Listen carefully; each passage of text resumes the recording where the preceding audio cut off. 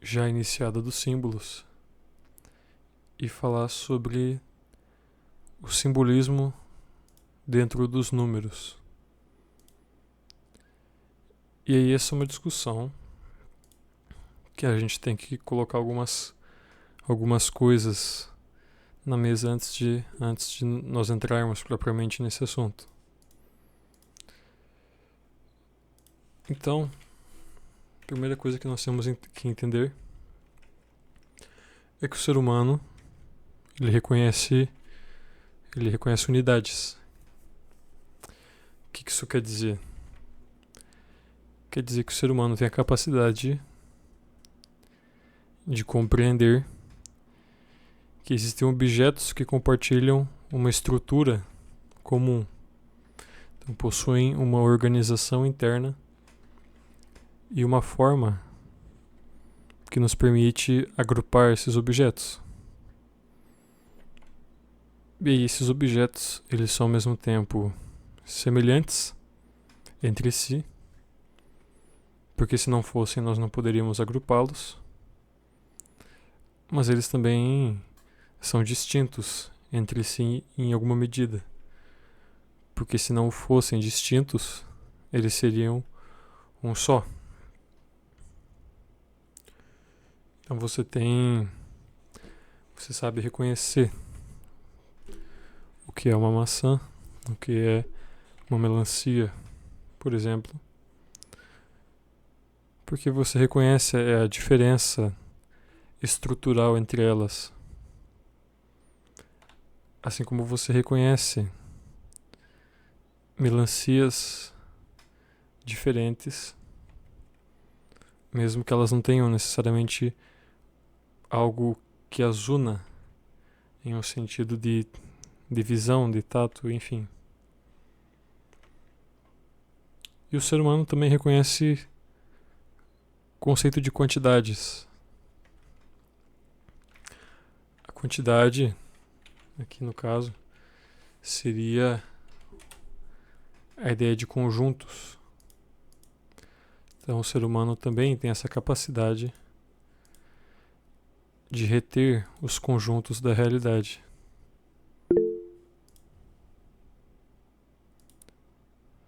Não, a gente pode voltar.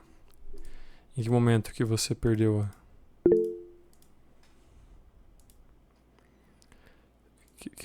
a aula? Nós vamos falar sobre o simbolismo dos números. Então tá. Então, para a gente entrar no tema de simbolismo dos números, nós temos que entender alguns conceitos antes. Então, a primeira coisa é perceber que o ser humano ele reconhece o conceito de unidade. Quer dizer, nós reconhecemos objetos que, a partir de um certo ponto de vista, eles são similares em relação à sua organização interna ou à sua forma, e que essa similaridade nos permite agrupá-los.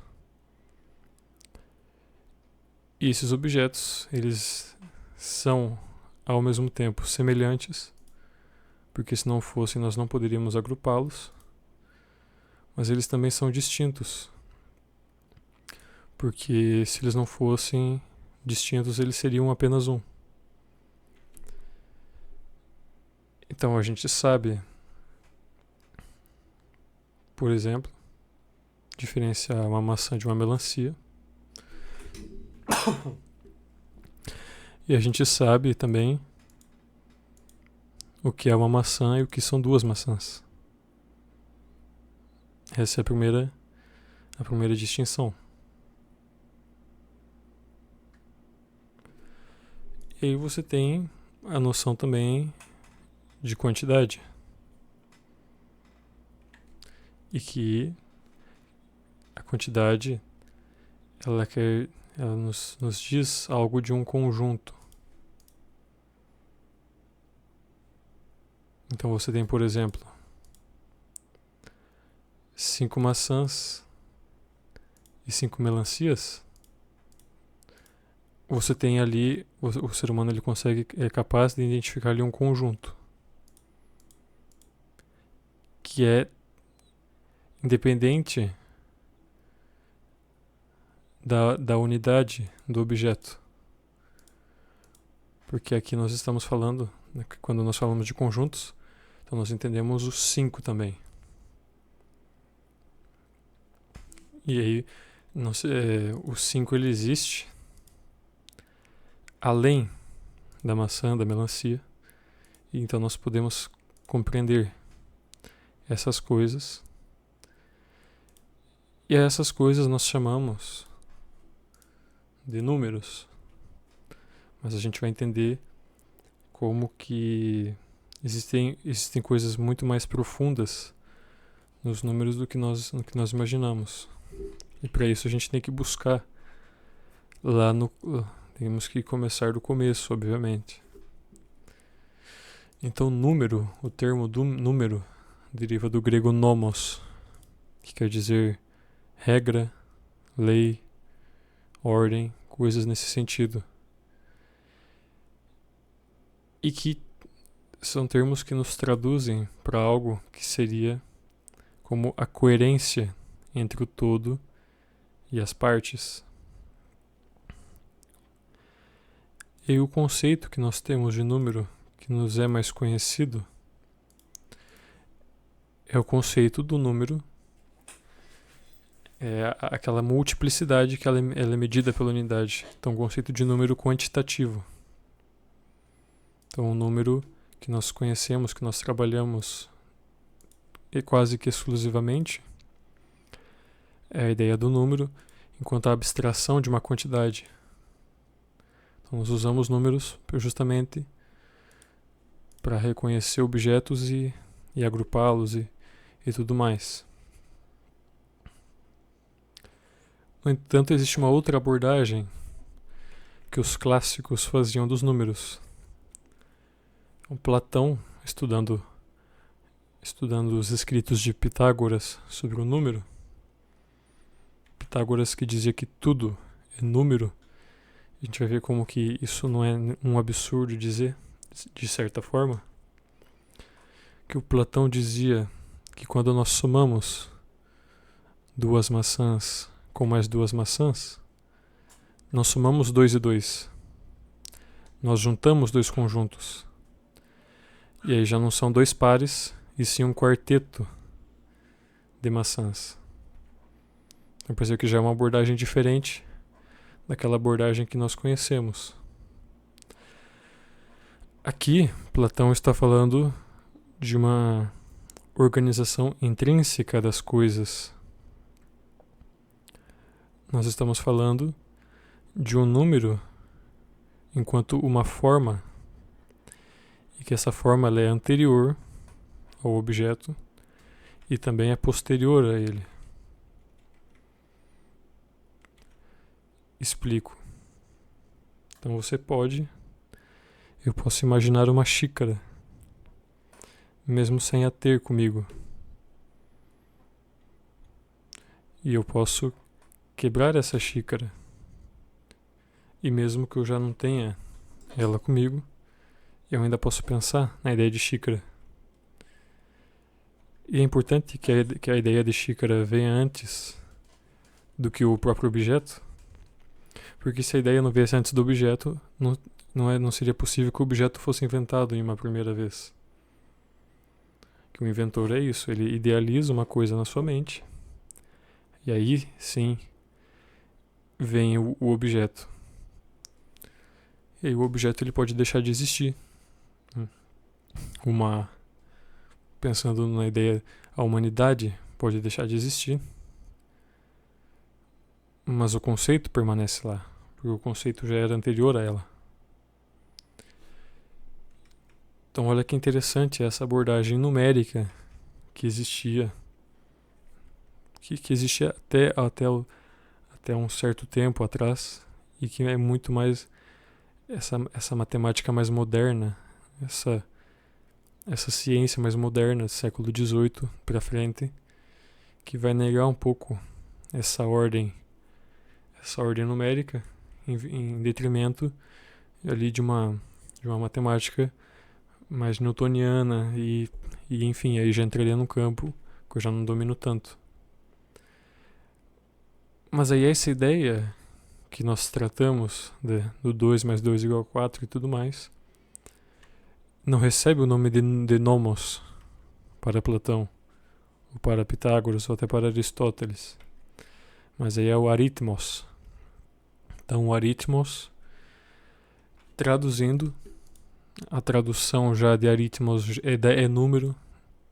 Então nomos, aritmos, tudo isso traduz para o português já como uma coisa só, que é número. Mas o aritmos então seria esse conceito mais genérico do número. Mas o número também, pensando como os antigos pensavam, ele não se restringe a esse caráter quantitativo, mas senão que existe também um caráter qualitativo do número, que é o número enquanto a sua relação. E aí pode parecer algo confuso estudar a relação de um número, ou a relação de um número com a relação de outro número. Mas isso a gente faz até hoje na matemática, por exemplo, quando nós estudamos funções. Então a função é o estudo da relação de um número com a relação de outro número. E aí existem conjuntos que têm relações intrinsecamente ligadas ao número de elementos. Como assim?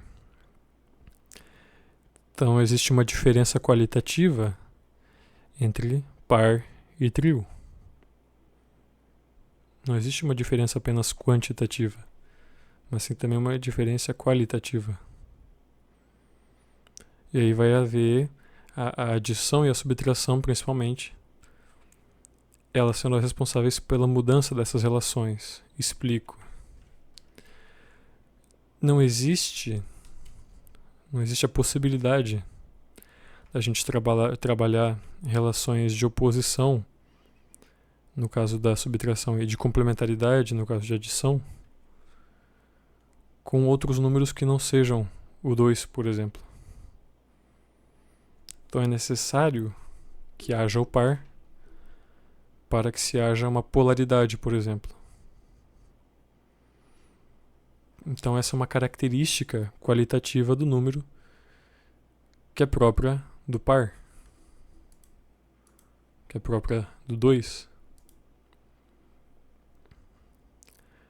Mas veja que a relação que é própria do 2, ela não pode existir sem que haja ainda a relação do 1. E a gente vai ver como que o 1, como todos os outros números, eles apontam para um. Até mesmo na nossa matemática mais convencional, quando nós falamos um número, por exemplo 28, o certo seríamos dizer 28 unidades. Porque ele só existe, o 28 só existe porque algo nele aponta para o 1.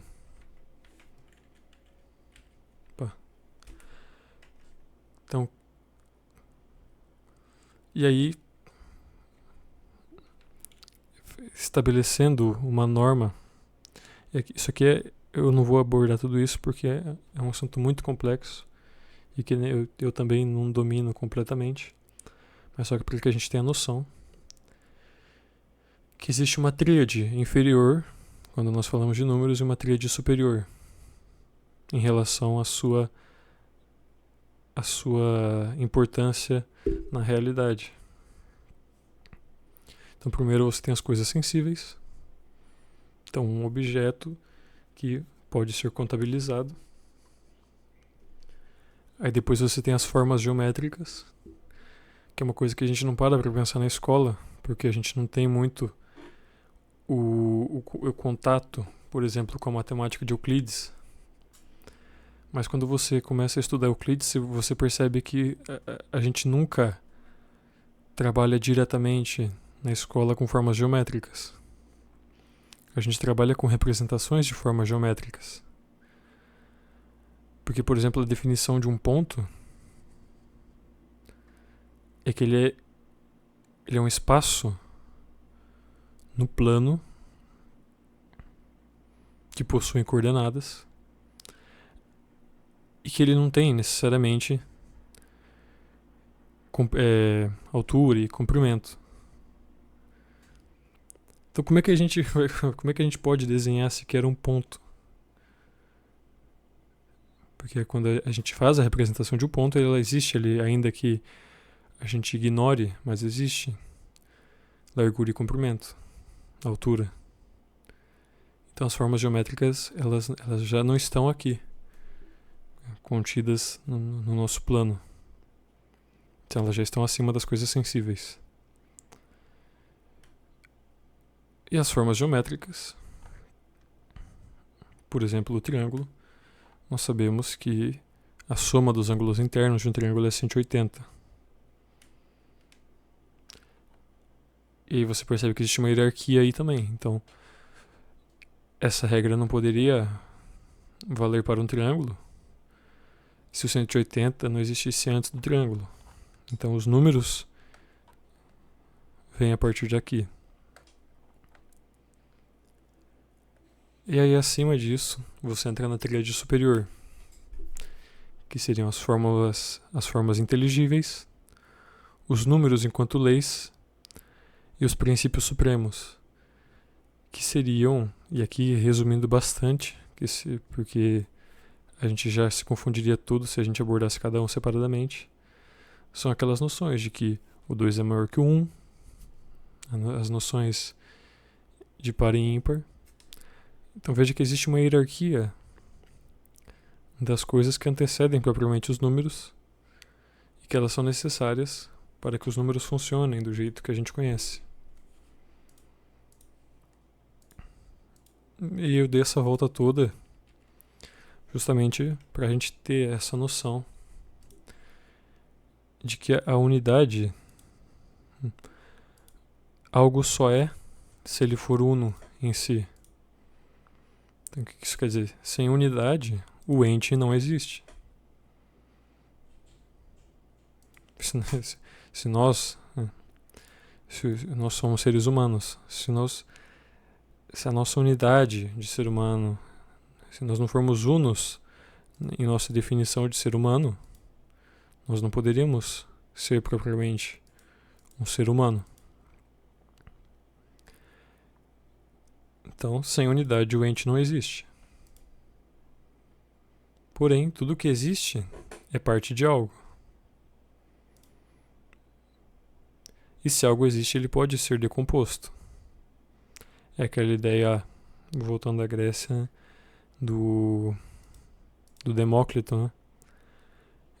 De que nós dividiríamos a matéria até um ponto em que nós chegaríamos a uma matéria indivisível. E aí tem a ideia contrária, de que diz, se a matéria, se ela existe, ela pode ser necessariamente decomposta. Isso é óbvio. A única coisa que não pode ser decomposta é aquilo que é eterno, que é infinito.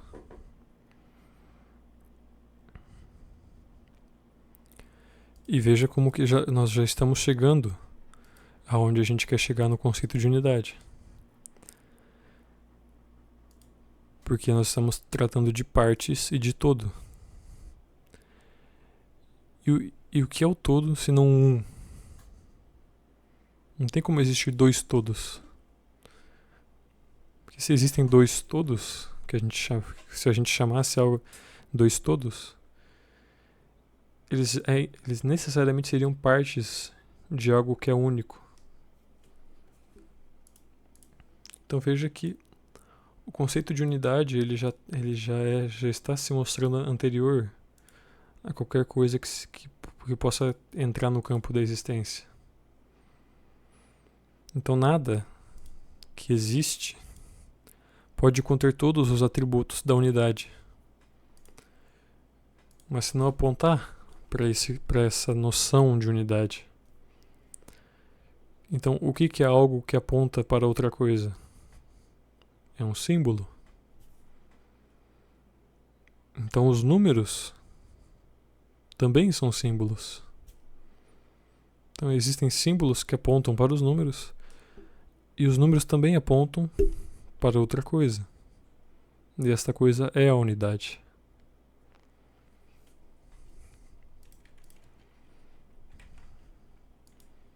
É por isso que aqui a nossa história começa. É por causa dessa noção de unidade que é necessário que exista um Deus uno. É necessário que exista um jardim, por exemplo. Ou a ideia de centro, né? Pega uma figura, só existe um centro. Não tem como existir mais de um centro. E este centro é necessariamente no meio da figura. Que aí, nas formas mais simples, né, que o centro da figura seria o ponto equidistante de todos os lados e tudo mais, essas relações geométricas que existem. Então é no 1 que deriva-se os outros números. Então o 1 tem essa noção de princípio. É no princípio que Deus, que é uno, cria um jardim, que tem um centro, e que desse centro tem um rio, tem uma fonte. E aí existe uma língua única, porque as línguas foram criadas já com o ser humano decaído. Mas existe uma língua única não só entre no caso o homem ainda não caído, entre Adão e Eva, mas não que existe uma língua única entre Deus e o homem. E aí já no Antigo Testamento nós vemos esse símbolo novamente. Existe um tabernáculo, existe um templo, existe um sacerdote, um rito. E aí vem Cristo, que é o sumo e eterno sacerdote. E aí ele reforça essa ideia do um sacerdote. E aí ele faz um sacrifício. Então o povo do Antigo Testamento faziam vários sacrifícios em expiação dos pecados da humanidade. Mas aí vem Cristo.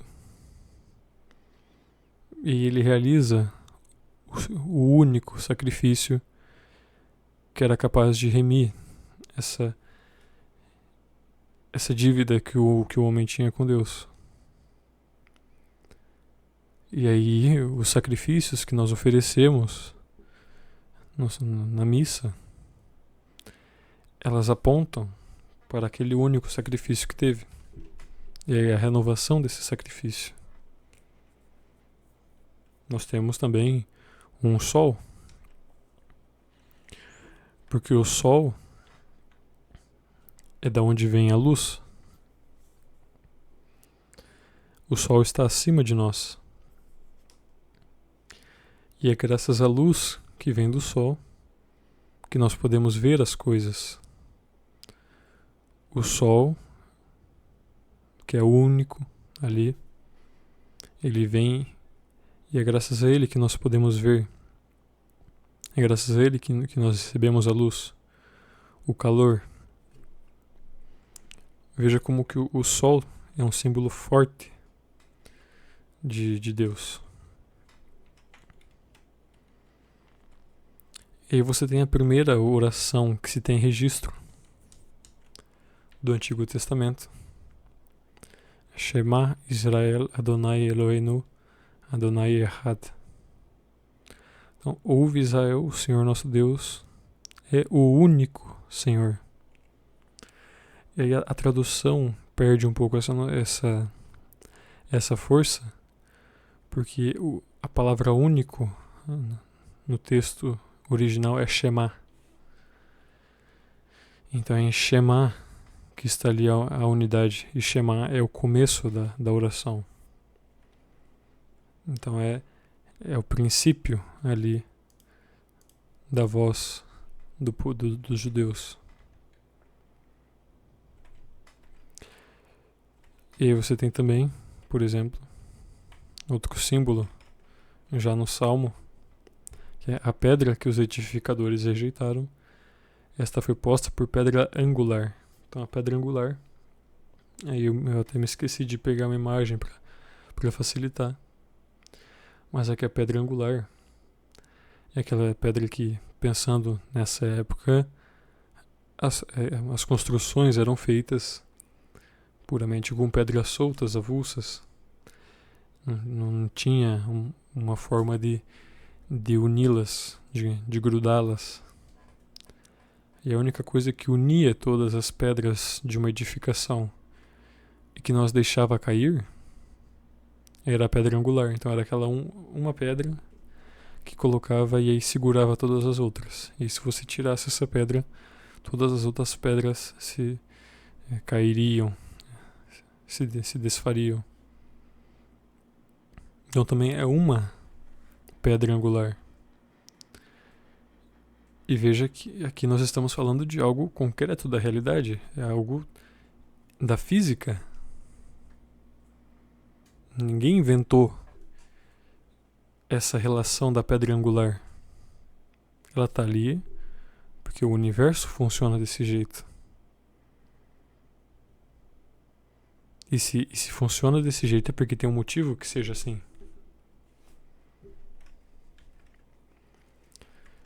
E aí, passando do 1 para o 2, existe essa ideia de dualidade. Então foi o que nós comentamos, né? Só existe relação entre objetos se existir essa questão de dualidade. É preciso que haja dois para que haja relação entre objetos. E é por isso que existe o pai e o filho. Que se fosse Deus, uma pessoa apenas, não haveria algo a que ele olhasse, algo a que ele amasse. Então, por uma necessidade lógica e seguindo, né, a observância da sua lei,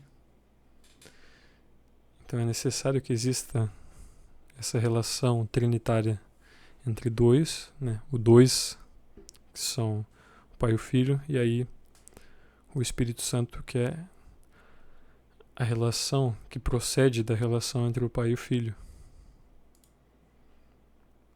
E aí o 2 vai ter outros simbolismos dentro da Sagrada Escritura. Então ele representa a dupla natureza de Cristo, que é Deus e homem. Representa também a união, né, como eu já disse, porque é a segunda observância do mandamento principal. Nós temos amar a Deus e ao próximo. Então existe essa união do e. E você tem também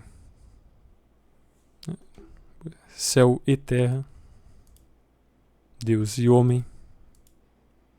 São os conceitos unitivos, porque é no segundo dia da criação que Deus separa o céu e a terra.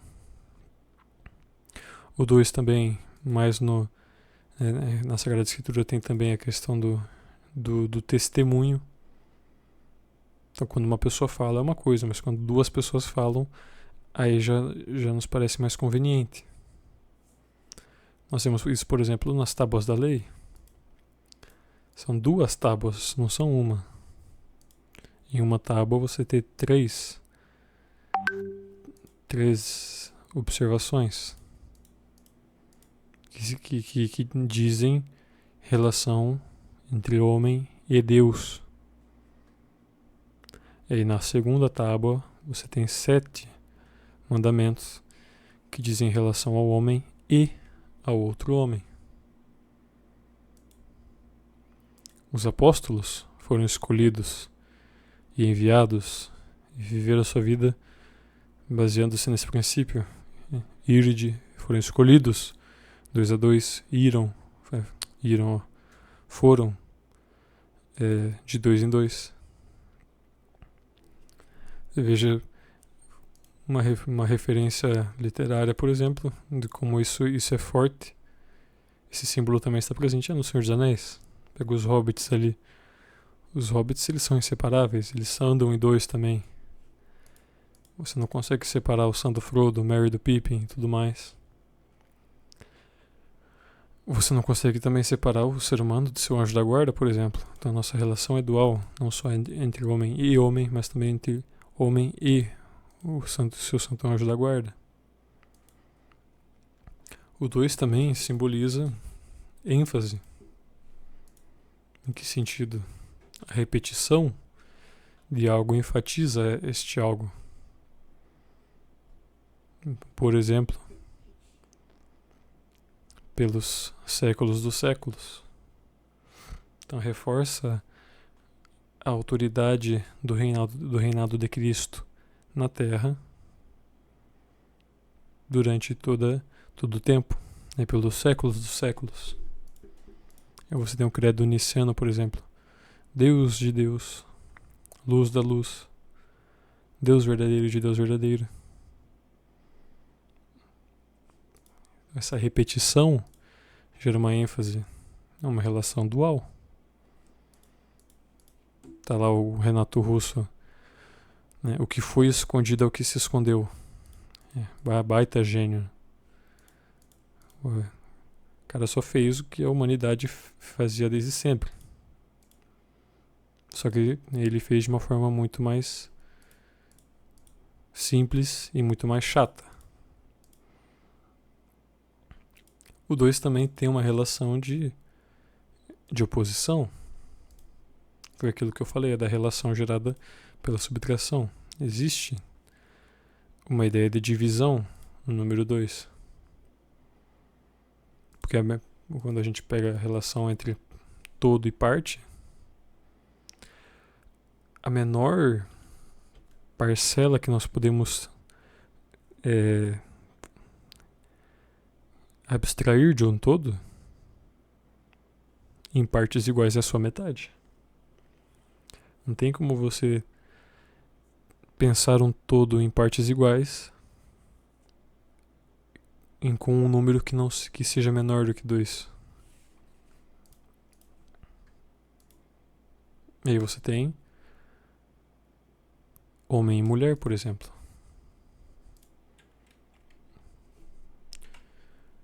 E aqui veja que existe ainda o simbolismo do 2 ainda mais profundo, na passagem que diz: por isso deixará o homem seu pai e a sua mãe e se unirá à sua mulher, e os 2 serão uma só carne. Quantas vezes vocês percebem o símbolo do 2 aqui nessa passagem? Quem quiser falar aí. Existem várias relações. Contei 3 vezes. Quais são elas? O homem deixará seu pai e sua mãe uma, se unirá com sua mulher 2, e os 2 serão uma só carne, a terceira. Exatamente. Mas veja que existe uma outra simbólica aqui do 2, que é a ideia do homem que deixa o pai e a mãe. Então o homem, ele se separa do seu pai e da sua mãe. Ele se divide. Ele cria uma relação de contraposição. Aí você tem o pai e a mãe também. E aí ele se une à mulher, homem e mulher. E esses 2 serão uma só carne. Então, é aquele princípio que nós vimos no começo. Como tudo aponta para a unidade.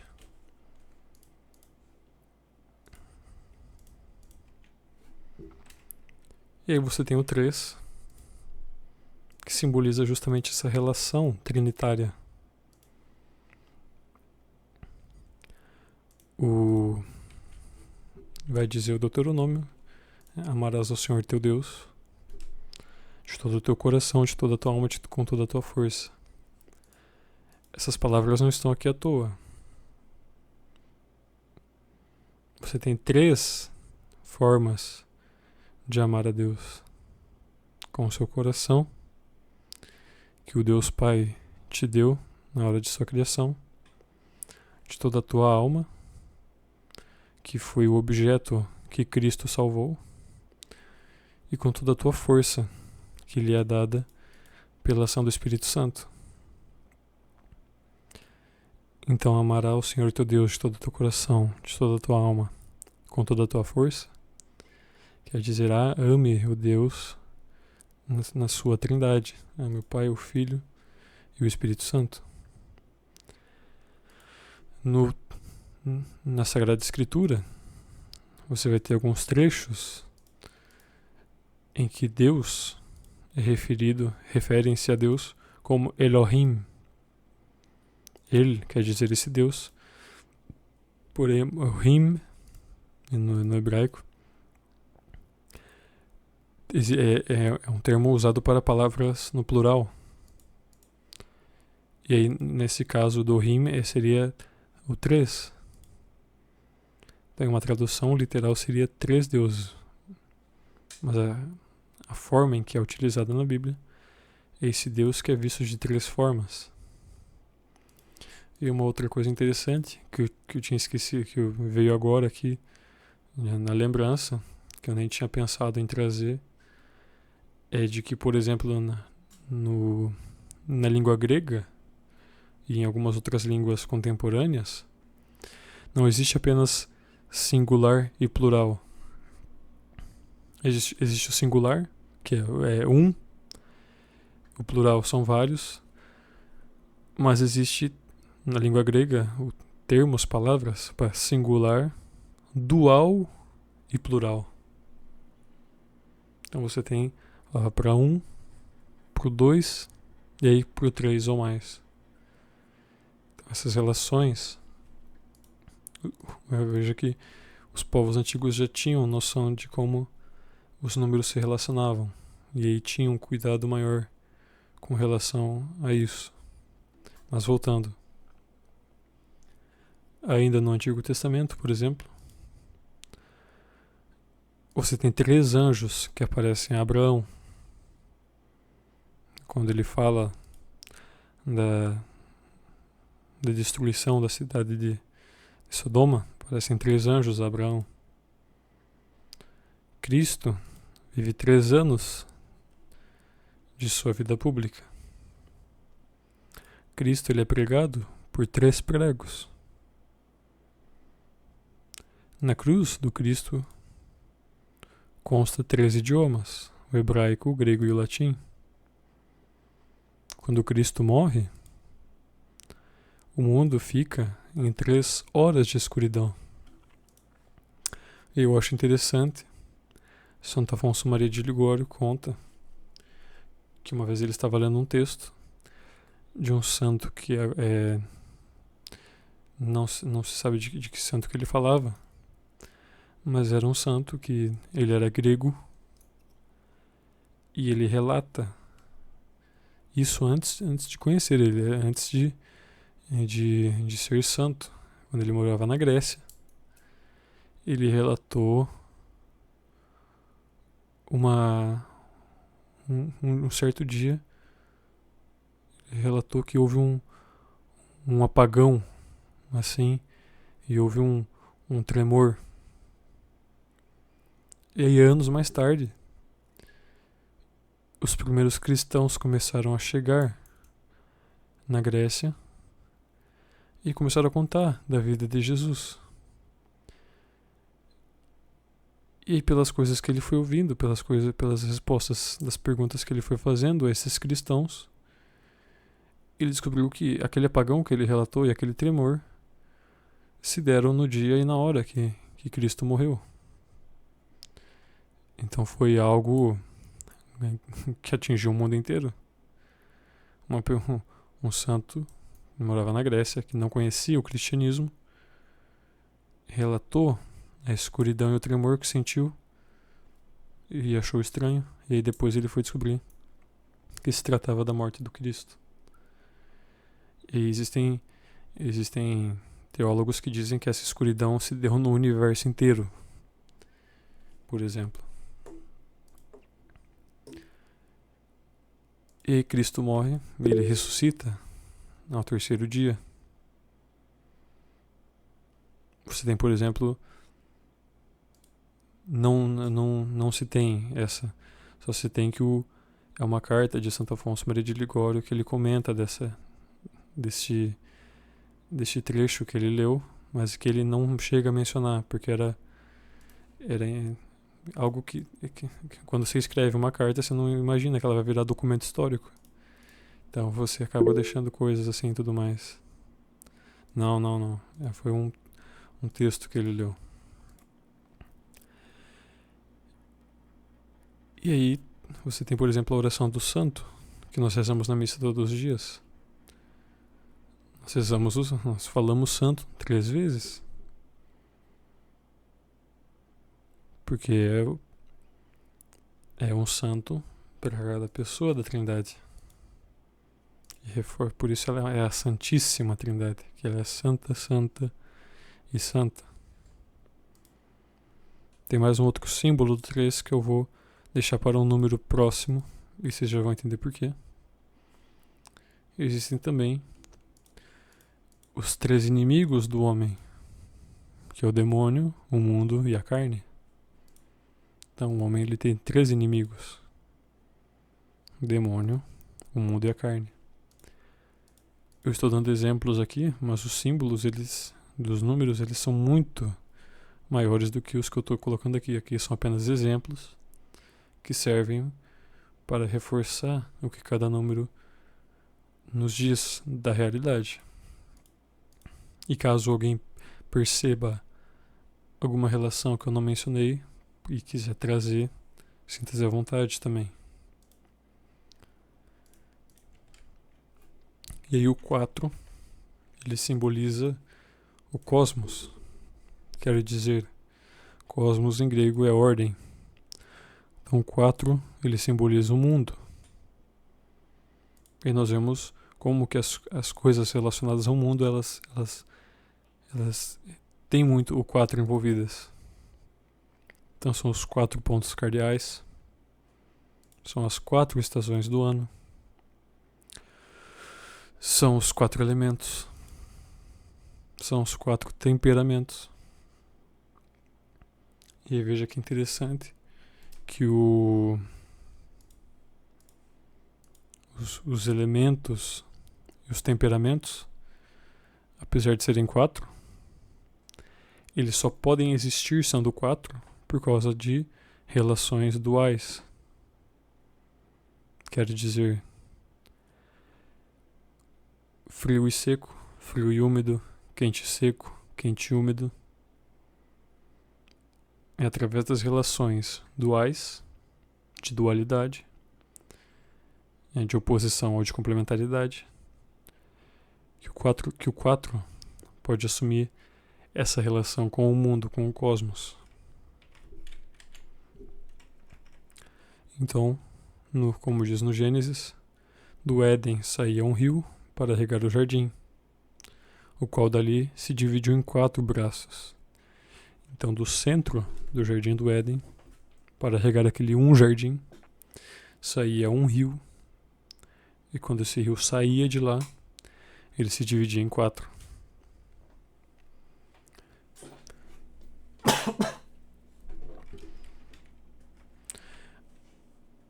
Aí você tem também a forma geométrica do quadrado, dos 4 lados.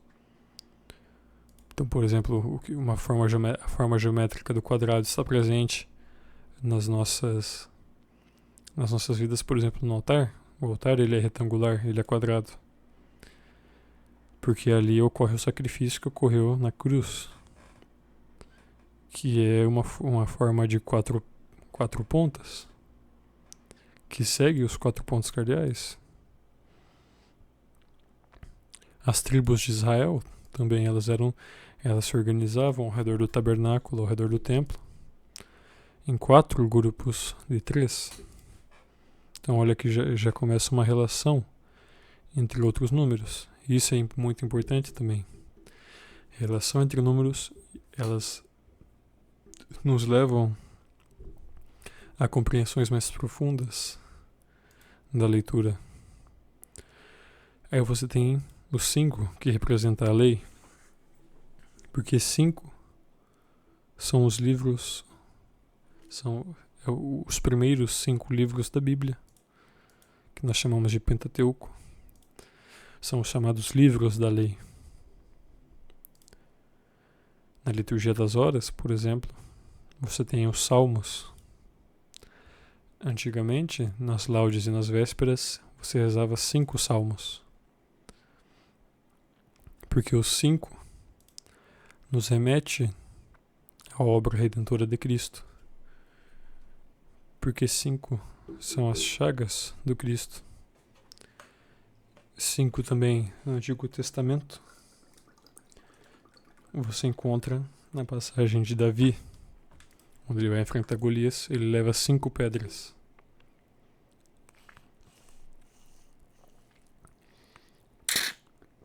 Mas Davi, apesar de levar 5 pedras consigo, ele vence Golias jogando apenas uma pedra em sua cabeça. Davi vence Golias jogando uma pedra na cabeça. Assim como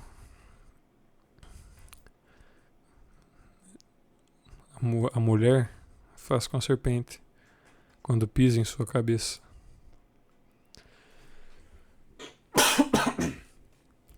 Você tem também a passagem dos 5 pães e dos 2 peixes. Porque os 5 pães nos remetem a essa obra redentora do Cristo, que é o pão da vida. Mas você tem também os 2 peixes, porque os 2 peixes representam a natureza humana e divina do Cristo. E como que o peixe, ele sempre foi um sinal recorrente dos cristãos também. As 10 virgens do Evangelho, elas são divididas em 2 grupos de 5. Então você tem as 5 previdentes e as 5 imprevidentes. As 5 previdentes foram salvas. As 5 virgens carregavam azeite suficiente para que tivesse a luz. O azeite é o óleo da luz. Então elas tinham azeite suficiente para que tivessem luz. Então o 5 também representa o Espírito Santo, que é a fonte de luz. O Pentecostes acontece 50 dias depois da ressurreição do Cristo. Sim, porque 50? Porque 50 é 5 vezes 10. Já adiantando que o 10 é sinal de completude. Então é a partir do Pentecostes que a obra salvífica de Deus ela é completa. A humanidade conheceu a partir dali então toda a face, vamos dizer assim, de Deus nas suas 3 pessoas. E aí você tem o 6, que é o número do homem. Por quê? Porque o homem ele foi criado no 6º dia da criação. E o homem foi criado à imagem e semelhança de Deus. E é por isso que assim como Deus criou o cosmos, Deus cria o homem à sua imagem e semelhança, e o homem então ele é o microcosmos. Existe uma ordem menor, mas que é própria do ser humano. E é por isso que nem sempre a ordem de um homem, a sua própria ordem, o microcosmos de um homem, dialogue necessariamente de forma harmônica com o cosmos geral.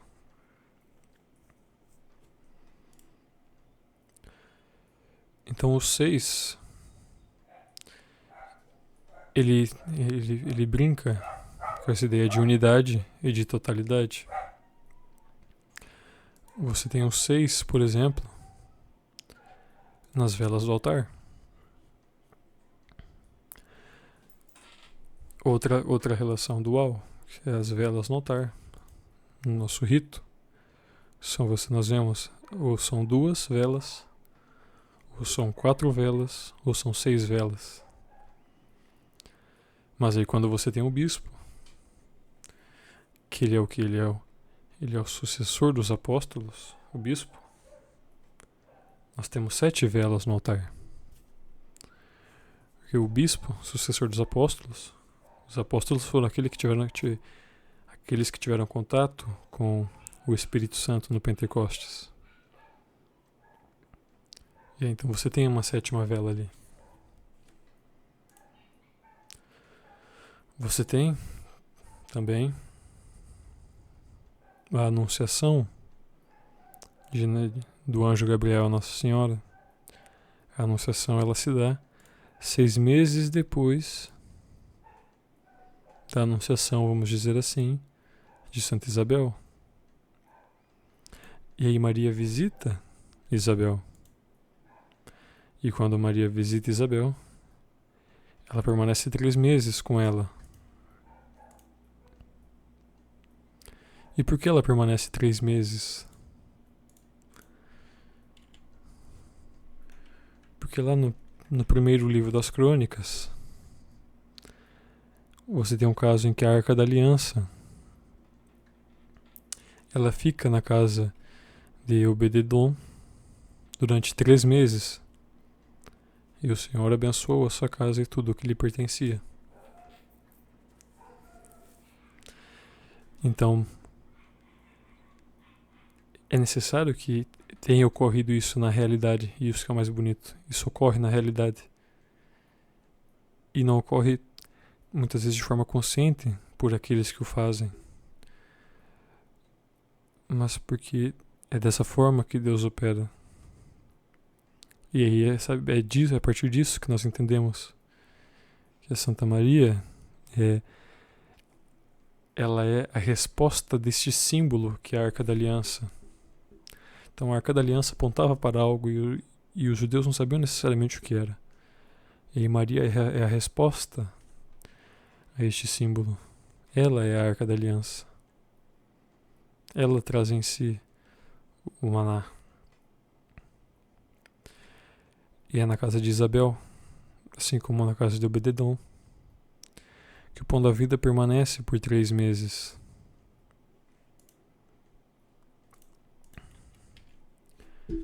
E aí você tem o número 7.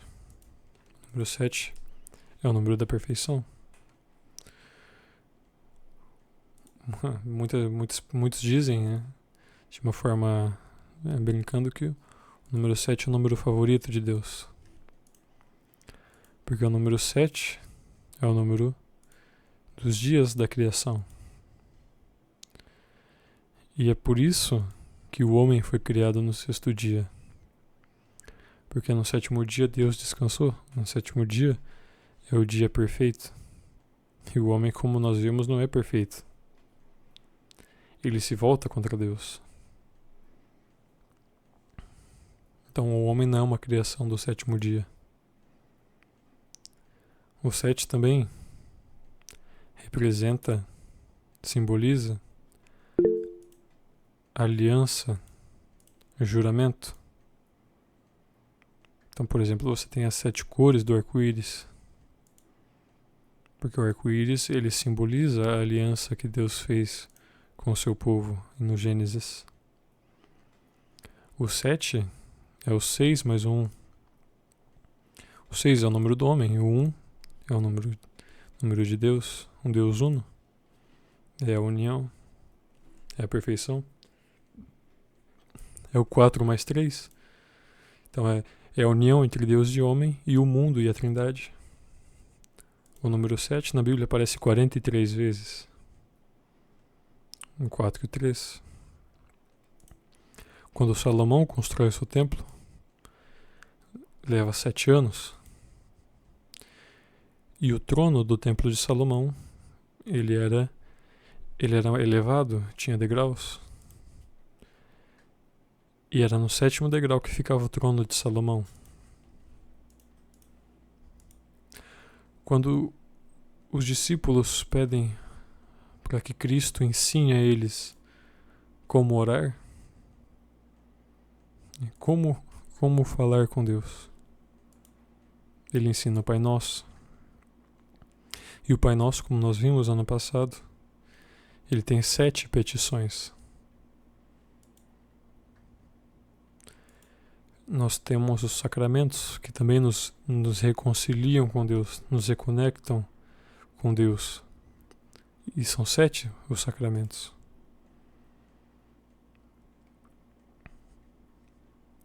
Nós temos as 7 velas também. Não só como eu dei o exemplo do bispo, mas também porque pensando nas 6 velas sobre o altar, mas também junto do altar tem o sacrário, o tabernáculo, e lá tem uma vela que permanece acesa. E aí na Quinta-feira Santa, que se aproxima, antecedendo a paixão do Cristo, o tabernáculo fica vazio, a vela se apaga e a porta do tabernáculo fica aberta e vazio. Porque o tabernáculo, antes que existia o templo de Jerusalém, ele vai perder a sua validade como sendo o único contato de Deus com o homem. Aí você cria um novo tabernáculo vivo, que é o corpo do Cristo, e que ele está presente em vários lugares.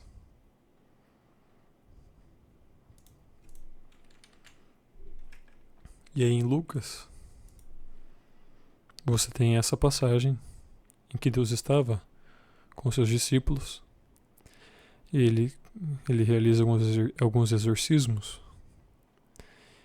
E dentro das mulheres que estavam ali, ele retira 7 demônios. Os 7 demônios aqui nos revelam como que o demônio ele tenta perverter a criação. Ele se utiliza da criação divina para perverter o ser humano, para tentar perverter a obra de Deus. Então ele se utiliza também dos símbolos, mas nada que não exista mal que o demônio possa infligir, que já não esteja dentro da obra redentora do Cristo, que é o sumo bem. E aí você tem também, olhando dentro da nossa realidade, você tem na Terra, no nosso sistema solar, você tem 7 planetas. Ah, mas não são 7 planetas. A definição de planeta vem do grego planetai, e asteres planetai, que era o termo que eles utilizavam, se traduz como astros que vagueiam. Então você tem 7 astros lá. A definição de planeta para a ciência moderna é diferente. No entanto, a etimologia da palavra planeta é astros. Então a ciência ressignifica a definição de planeta, mas com a etimologia errada. Então é correto dizer que existem 7 planetas no sistema solar, e não o Sol sendo uma estrela e a Lua sendo um satélite. Tem 7 planetas e a Lua também. A órbita da Lua, ela é simbólica, porque a Lua possui 4 fases. O 4 é o símbolo do mundo, e cada fase da Lua dura 7 dias. E as fases da Lua influenciam a vida na Terra. Influenciam a luz que permanece durante a noite. E são essas 4 fases de 7 dias, mais ou menos. Você tem o 8.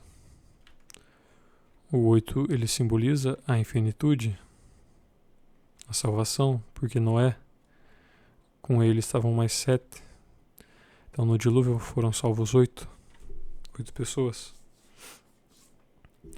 O 8 também, muitos relacionam com a ideia da Páscoa, porque no domingo Cristo ressuscita e inicia uma nova história com a humanidade já redimida.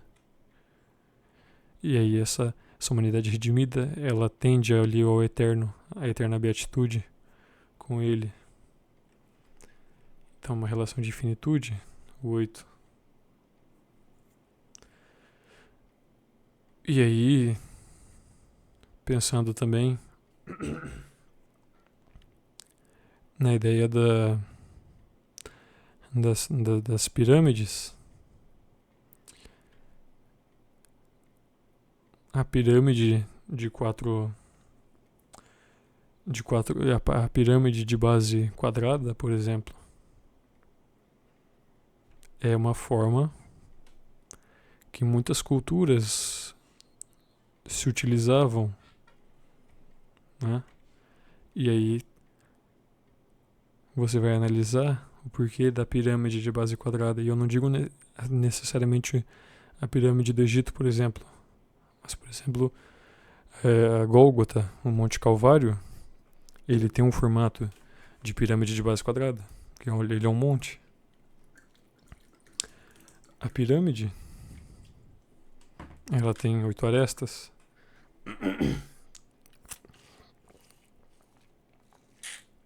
Que são o que conectam as faces. A pirâmide tem 5 faces.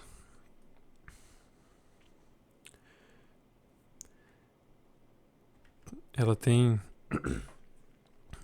a base quadrada, mas você tem o triângulo, né? Os triângulos, né? Em cima. Você tem 5. Você tem o quadrado, né? A base. Você tem o triângulo, que é o 3. E aí você tem essa ideia de ascensão, essa ideia de elevação, de vida e morte. Essa relação dual existe também no monte. E aí você tem a base quadrada, que sobe através de triângulos. E aí ela termina convergindo em apenas um ponto. Então a pirâmide de base quadrada, ela aponta para o 1, ela vai até ele. E aí você tem o Monte Calvário, que segue essa relação de pirâmide. E ali o ponto máximo que une todas essas relações é a cruz do Cristo.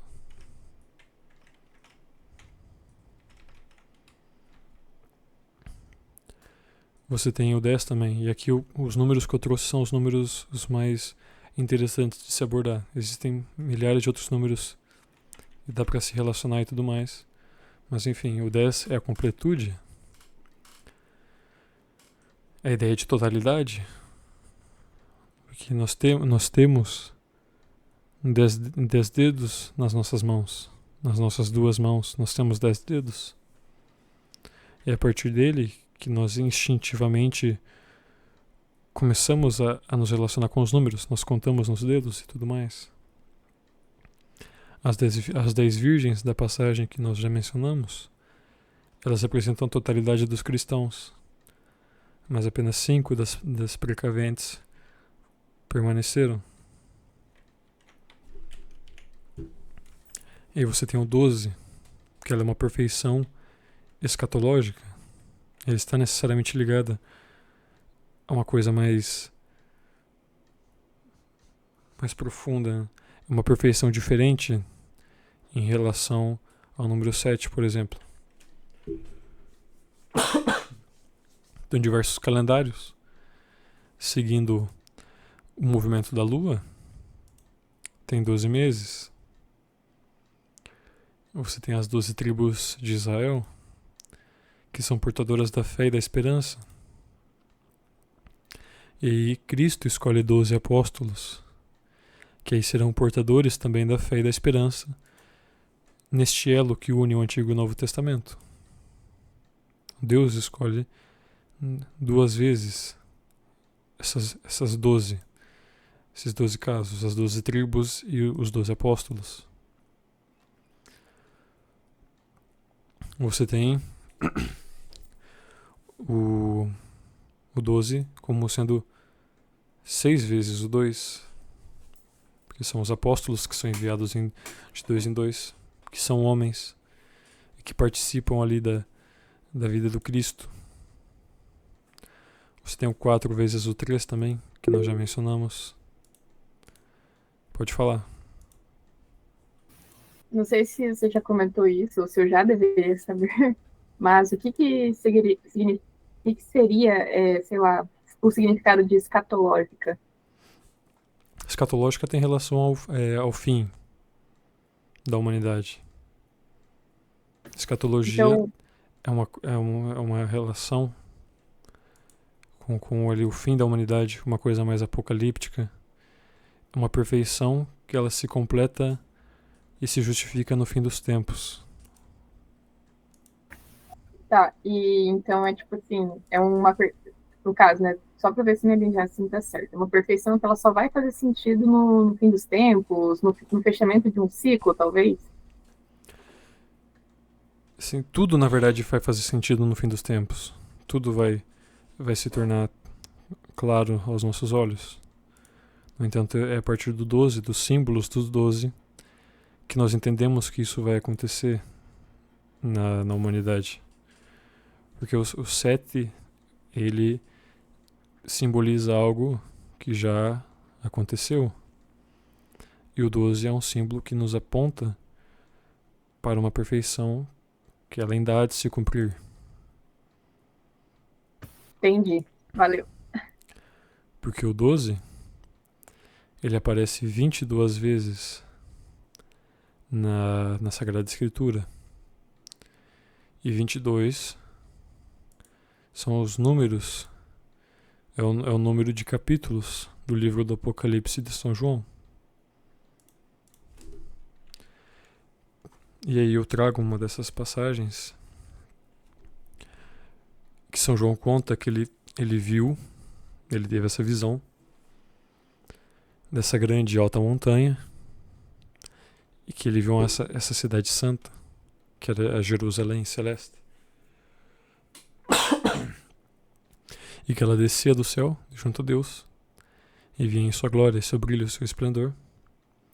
E ela era como uma pedra preciosa. E ele viu que essa cidade ela era protegida por um muro grande e alto, com 12 portas, e nas portas 12 anjos. E nomes escritos, que eram os nomes das 12 tribos de Israel. Você tinha 3 portas ao oriente, 3 portas ao setentrião, 3 portas ao meio-dia e 3 portas ao ocidente. Então, todos os lados. Né? São 3 portas divididas em 4 cantos. E o muro da cidade tinha 12 fundamentos, que eram os 12 nomes dos 12 apóstolos do Cordeiro. Então você tinha as 12 portas dos filhos de Israel, e você tem 12 fundamentos dos 12 apóstolos. A cidade é quadrangular, ela tem uma base quadrada. Ela é comprida e larga. E a cidade media essa medida de 12.000 estádios, que eu já não saberia dizer quanto seria. Seu comprimento, a sua altura e a sua largura são iguais. Mediu também o seu muro, 144 côvados. Medida de homem, medida de anjo. E aí eu quero que vocês imaginam por que o 144 está aqui dentro da análise do símbolo do número 12.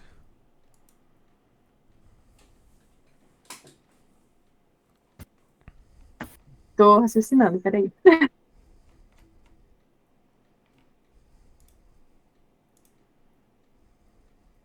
Eu imagino que deve ser talvez alguma relação. Eu imagino. Uhum. Tipo, os resultados dos outros números dariam 145. Talvez uma. Igual você comentou no início, né? De conjuntos e tudo mais. Indo por esse Uhum. lado mais matemático da razão. É justamente que 12 ao quadrado é 144. Então 144 porque são 12 vezes 12. Olha aí.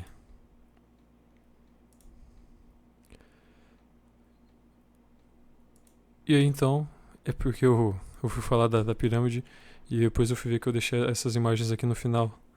Então eu queria retratar justamente isso, porque são. Você conta 8 arestas que representam, né, a infinitude, que une toda essa forma. Você tem uma base quadrada, que cinco, são as 5 faces dessa forma. E essa base quadrada, ela se une ao topo, que é um único ponto, através de triângulos. E é por isso, então, que o monte, em diversas culturas você tem essa ideia do monte, mas justamente pelos símbolos que eu falei do 8, do 5, do 4, do 3, do 2 e do 1, o monte tem esse símbolo.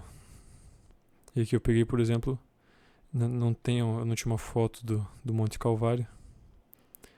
Você tem essa foto do monte em que Jesus foi sepultado. E é interessante que existe um detalhe nessa parte desse monte, que é uma sedimentação ali que nunca foi alterada pelo vento, pela chuva e tudo mais. Que é justamente essa. Deixa eu ver se eu consigo mostrar aqui. Mas você tem aqui, logo no perto de onde Jesus foi sepultado, você tem um desenho interessante aqui na rocha. E que esse desenho permanece desde que se relatam desde que se relata essa forma no monte, assim. Não sei se vocês percebem alguma coisa, algum desenho que remete a vocês essa parte da montanha. Exatamente. Então é no monte que tem essa relação piramidal. Você tem ali o Monte Calvário, a Gólgota. E no monte onde Jesus ele é sepultado, você tem ali a caveira, e que ela permanece ali. E que não tinha nada a ver com o número, mas eu achei muito, muito massa quando eu descobri. E que tinha a ver com os números. Então, por hoje seria apenas isso.